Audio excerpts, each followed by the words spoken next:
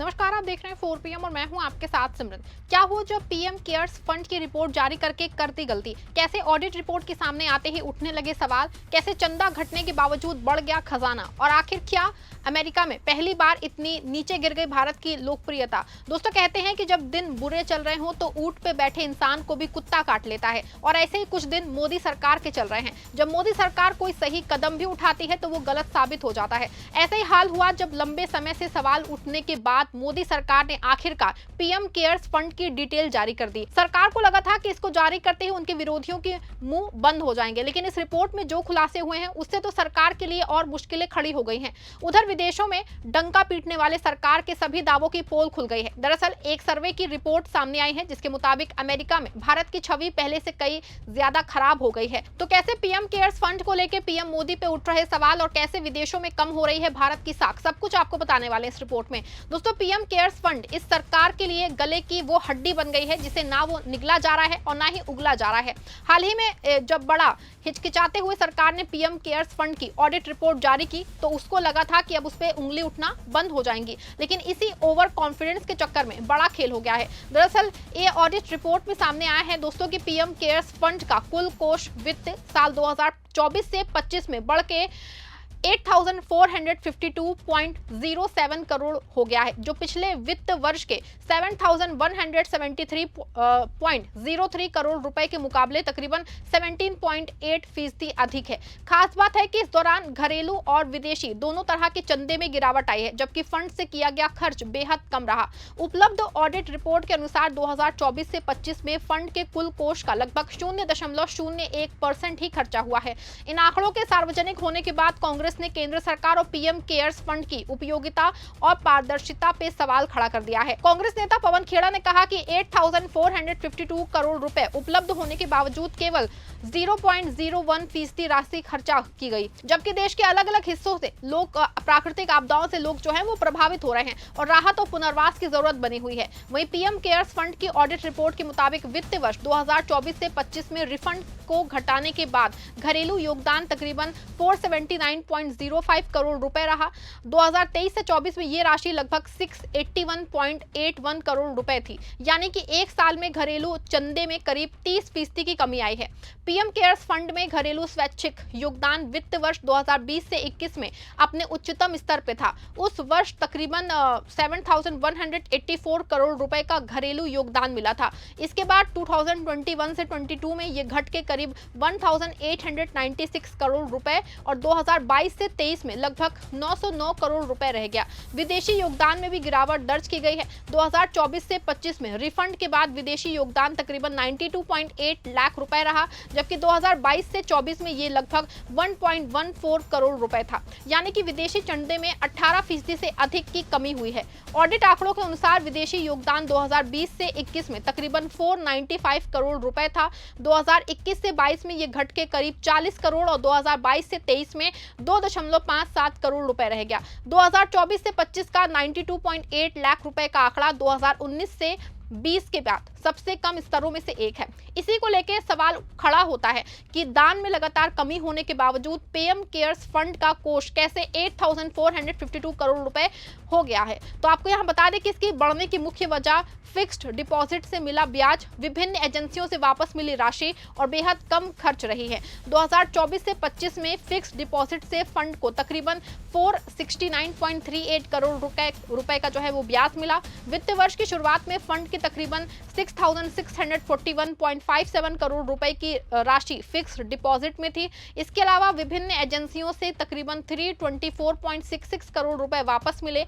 ये राशि ऐसी रकम थी जो संबंधित एजेंसियों के पास खर्च नहीं हुई या अतिरिक्त बच गई थी। 2023 से 24 में इस तरह की वापसी तकरीबन 84 करोड़ रुपए थी। बैंकों से फिक्स डिपॉजिट पे काटे गए टीडीएस की वापसी के रूप में भी तकरीबन 13 लाख रुपए प्राप्त हुए हैं। इन सभी मदों को मिला के जो है दोस्तों वित्त वर्ष 2024 से 25 में शुरुआती शेष राशि को छोड़ के फंड को लगभग 1,279.91 करोड़ रुपए प्राप्त हुए। वित्त वर्ष 2024 से 25 की शुरुआत में पीएम केयर्स फंड में कुल 7,173.03 करोड़ रुपए थे। इसमें तकरीबन 531.47 करोड़ करोड़ रुपए बचत बैंक खातों में और 6,641.57 करोड़ रुपए फिक्स डिपॉजिट में थे।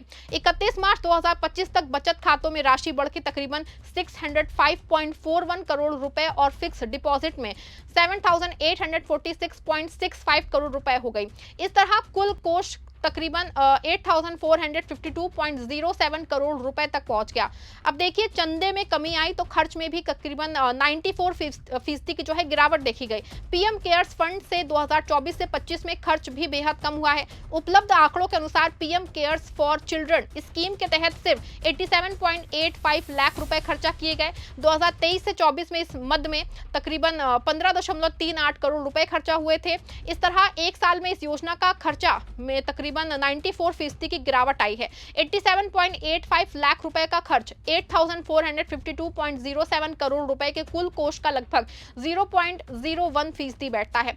पीएम केयर्स फंड की पारदर्शिता लंबे समय से राजनीतिक और कानूनी बहस का विषय रही है। जून 2020 में प्रधानमंत्री कार्यालय ने कहा था कि PM cares fund RTI act 2005 के तहत पब्लिक अथॉरिटी नहीं है। कांग्रेस की केरल इकाई ने भी सोशल मीडिया पे पीएम केयर्स फंड को लेकर के सरकार से सवाल किए थे। उनके पोस्ट में तर्क दिया गया कि जब प्रधानमंत्री के नाम पे एक अलग राहत कोष बनाया गया, जबकि पहले से prime minister national relief fund मौजूद था, तो पीएम केयर्स को सार्वजनिक जांच और जवाबदेही के दायरे से बाहर क्यों रखा गया। कांग्रेस केरल ने यह भी आरोप लगाया कि पीएम केयर्स को चीनी स्रोतों से चंदा मिला था और इस संदर्भ में सरकार की चीन नीति पे सवाल उठाया। हालांकि कांग्रेस का राजनीतिक आरोप यह है।